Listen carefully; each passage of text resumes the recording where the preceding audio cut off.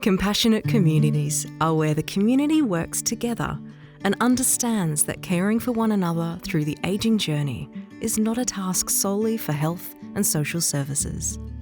Sometimes it can be difficult to make new social connections, but Wellbeing Connectors are here to help. Joan visits her local general practice to see the practice nurse for a vaccination. The practice nurse, who is also a health connector, notices that Joan seems sad. Joan's husband Barry, who has dementia, has recently gone into residential aged care.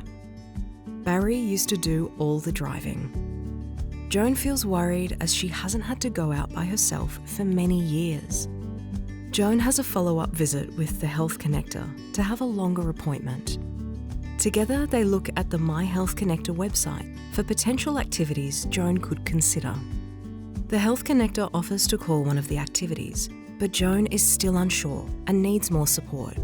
The Health Connector offers to set up a meeting for Joan with the Wellbeing Connector, who can provide the support she needs over a few appointments. Joan meets with the Wellbeing Connector and they talk about her interests.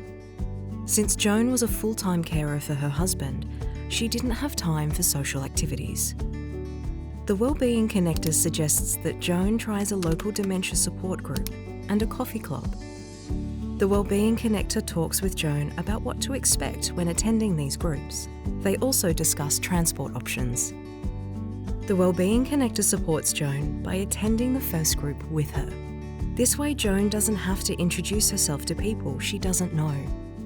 A few months later, the Wellbeing Connector follows up with Joan and finds that she regularly attends the dementia support group.